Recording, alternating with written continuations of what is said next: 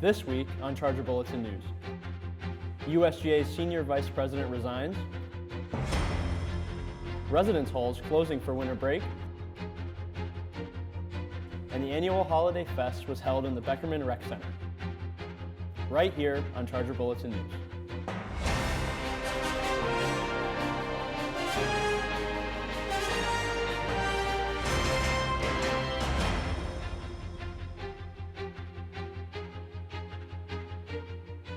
Hello and welcome back to the Charger Bulletin News. My name is Tyler Wells. And my name is Sam Weinman. And before we get into this week's stories, let's go to Sadara Funches with a breaking news segment.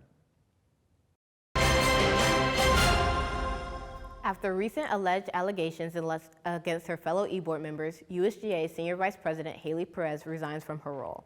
At the December 2nd General Assembly meeting, it was announced by Perez that she would be resigning from her position, leaving many with questions regarding the uptake of responsibilities of the roles which elected officials would oversee the recognized student organizations until a new election is held. Under Article 6, Section 4, Clause 3 of the removal and secession of the USGA Constitution states, quote, if for any reason the Senior Vice President, Vice President of Operations, Executive Assistant, or Sergeant at Arms position is vacant, the President will then appoint a replacement subject to a 2/3 legislative approval, end quote. The Senior Vice President focuses on the management of the recognized student organizations, along with their duties that include serving as co-chair of the Torch Committee and acting as a liaison between the E-Board and House of Representatives. The USGA Senior Vice President is also responsible for filling the President's role in moments of their absence. Further updates regarding the activities within USGA will be provided through the week. In preparation for winter break, residence halls will be closing on December 20th at 10 p.m.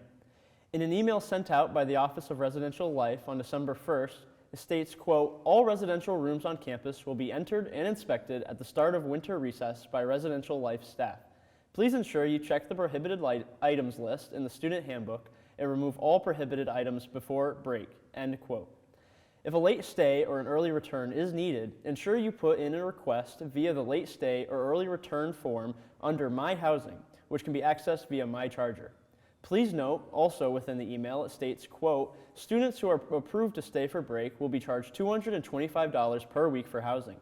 Billing is applied per week, Monday to Monday, is not prorated, and will appear on your bill up front and is final, end quote.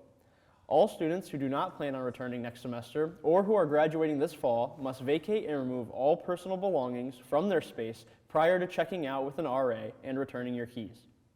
All students must sign the winter break checklist that is posted on the door before leaving for break. Halls will reopen on Sunday, January 15th, 2023 for the upcoming spring semester. For any questions or concerns, contact your RA, building supervisor, or email the Office of Residential Life via email at reslife@newhaven.edu. This past Wednesday, the annual Holiday Fest was held in the Beckerman Recreation Center. Students showed up to the event to learn about the different holidays celebrated by people of different cultures and identities. A speech was given by Calvin Vasquez, a senior studying communications at the university, an undergraduate intern for the Center for Student Engagement, Leadership, and Orientations in Programming and Events. Vasquez said, quote, I know you have all worked hard this semester, and we hope this event allows you to relax, enjoy some good food, and learn more about the many holidays that members of our campus and community celebrate, end quote. Next up on the stage were Graduate and Student Council President Pratik Mansingh and Undergraduate and Student Government Association Vice President of Finance, Ella Galvan. Both thanked the attendees for coming to the event, along with Mansingh and telling the audience, quote, my dad used to say this one thing when it came to holidays. There are 3 stages in a man's life. First, when he believes in Santa. Second, when he doesn't. And third, when he is Santa, end quote.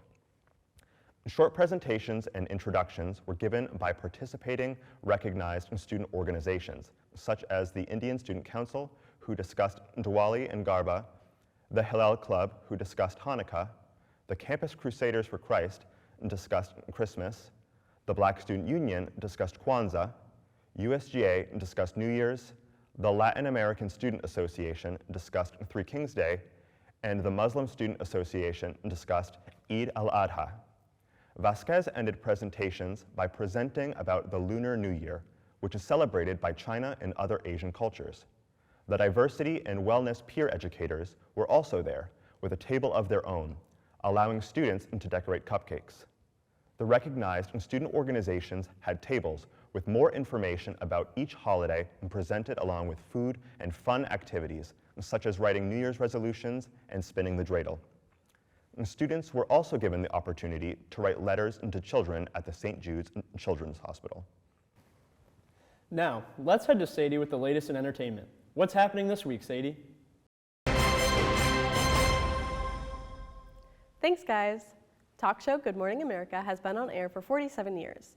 Two of the current anchors for GMA include TJ Holmes and A.B. Robach, who have been anchoring since 2014. Recently, there has been an alleged affair between Holmes and Robach, who are both married.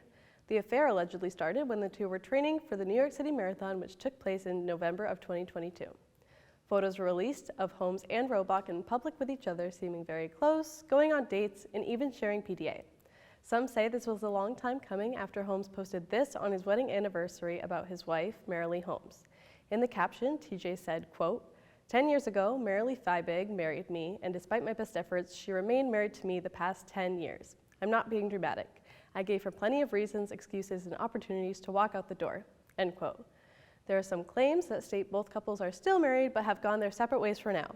Another source states that Holmes' wife, Marilee, hired a private investigator to look into the alleged scandal, hinting that the marriage wasn't quite over yet.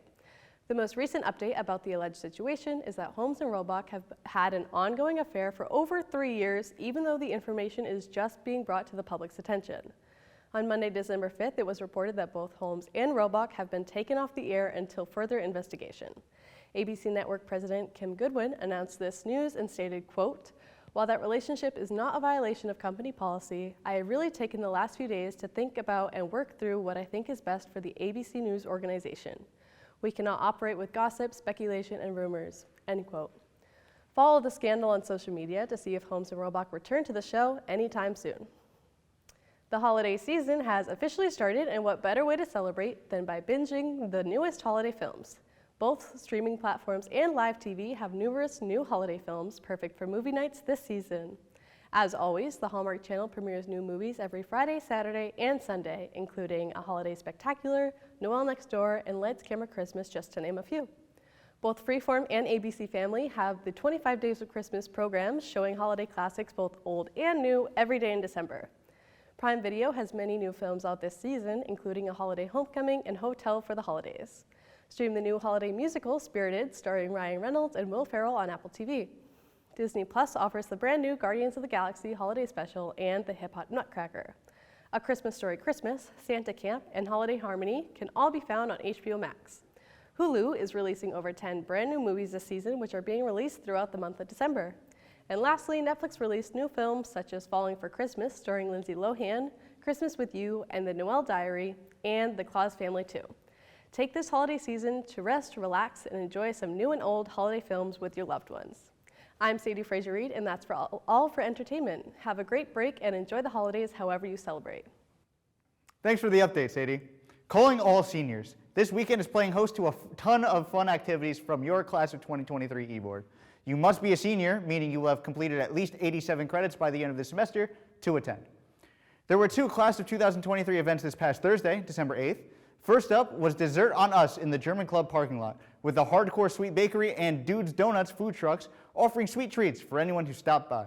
And later on in the day, also in the German Club, there were pigs and piggies to snap a picture with. This Saturday, December 10th, the class of 2023 eBoard will be sponsoring a trip to the Foxwoods Resort and Casino in Ledyard, Connecticut. Students are expected to meet in front of Maxey Hall no later than 1:45 p.m. to depart for the trip, and will be at the resort from 3 to 6:30 p.m., with arrival time back to campus anticipated for 8 p.m. There is no cost to attend, but students should plan to bring their own money to use during the trip. RSVPs are required for this event and are available on Charger Connection. You can still RSVP even if there are no seats available, and you will be placed on a wait list. If you do RSVP and do not show up, you will be billed for your seat. Midnight Breakfast is back, and this time with a new name. Late Night Breakfast is happening this Monday, December 12th, from 8 to 10 p.m. in the Marketplace. A fan favorite event, the Late Night Breakfast is a time to grub on your favorite breakfast foods at night, all of which will be served by university faculty and staff. So it's a great opportunity to connect with all of your friends and maybe some professors one more time before finals and winter break. RSVPs are not required for this event, but they are highly encouraged and are available on Charger Connection. And make sure to enter the marketplace from the back patio entrance facing Dodds Hall. Hope to see you there. And for those of you with on-campus finals the week of Monday, December 12th, Counseling and Psychological Services is hosting CAPS Week to help keep you all grounded and calm during this stressful time of year. Kicking off on Monday, December 12th, they'll be hosting a de-stress night from 7:30 to 10 p.m. in Westside Classrooms 111 and 112. On Tuesday, CAPS will bring therapy dogs to the German Club from 5 to 6 p.m. On Wednesday, stop by while they're tabling in the Bergami Center from 9 a.m. to 2 p.m. for some self-care grab-and-go bags. And on Thursday, they'll be rounding out their week with more therapy dogs, this time in the student dining room in Bartels Hall from 5 to 6 p.m. Stay up to date with all of these stress-relieving events by going to the Counseling and Psychological Services page on Charger Connection. Now let's go to Charger Bulletin's Chris Elwell with the latest in campus sports.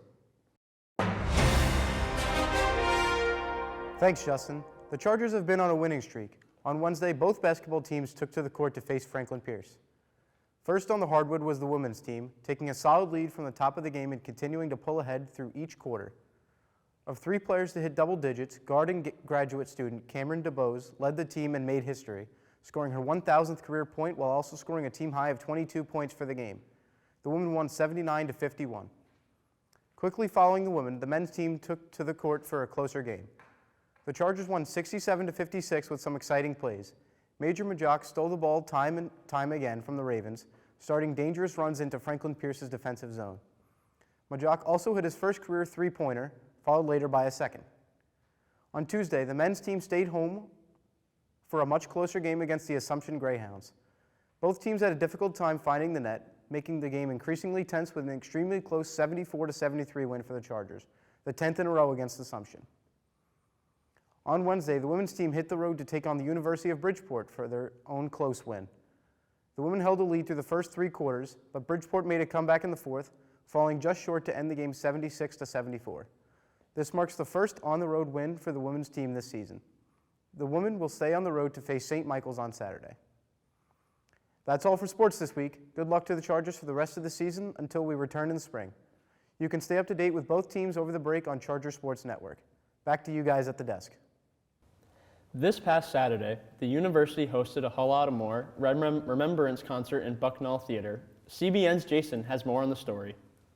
On Saturday, December 3rd, the university held a ceremony and concert at the Bucknell Theater to mark the Remembrance Day of Holodomor. This marks the 4th Holodomor Remembrance Day event at the University of New Haven, which coincides with the observance worldwide. On that day, Ukrainians commemorate the memory of millions who were murdered between 1932 and 1933 by Joseph Stalin's engineered starvation of the nation. Past horrors perpetrated by the Soviet leaders and today's leaders of Russia Federation have once again targeted Ukrainians as people and nation. After some opening remarks, the event consisted of many songs played by Victor Markiw, a distinguished lecturer in music and Ukrainian-American pianist. In between the beautiful songs, stories were shared of Ukrainian history, especially in light of the recent conflicts between Ukraine and Russia. Overall, it was a beautiful ceremony enjoyed by all who attended. There are no adequate words after that music and after that image. From the Bucknell Theater, this is Jason Cull, Charger Bulletin News. Finals are soon, and with that comes the end of another semester. Make sure you check your course and syllabi or speak with your professor to find out the dates, times, and locations for each final, as they do not follow the particular course schedule. All finals will be in person unless stated otherwise. We at the Charger Bulletin wish to congratulate all University of New Haven students on completing this step in your academic journey. That's all the time we have for this week. You can check out the latest Charger Bulletin newspaper on chargerbulletin.com or in newsstands around campus. Stay up to date by following us on social media at Charger Bulletin. And check out our link tree for access to our podcast, Behind the Bulletin. We at the Charger Bulletin News would like to extend a special thank you to some of the staff members who made this production possible this semester. To Natalie Chavoya and Susan Campbell, the advisors who oversee the Charger Bulletin, Stephen Gange, our producer, who will be traveling abroad next semester, and Andrea Rojas, our director. Thank you. To each and every member who works behind the scenes each episode, and to all our amazing anchors, thank you. We would also like to thank the Charger Bulletin newspaper staff for all of their continued and future collaboration with the broadcast. Once again, we would like to thank everyone at home for watching this semester. What we do wouldn't be possible without your continued support. To all winter graduate students, congratulations. And to returning students, we are excited to keep providing you with the latest happenings around campus next semester. Until next semester, I'm Tyler Wells. And I'm Sam Weinman, and stay safe, and thank you for watching.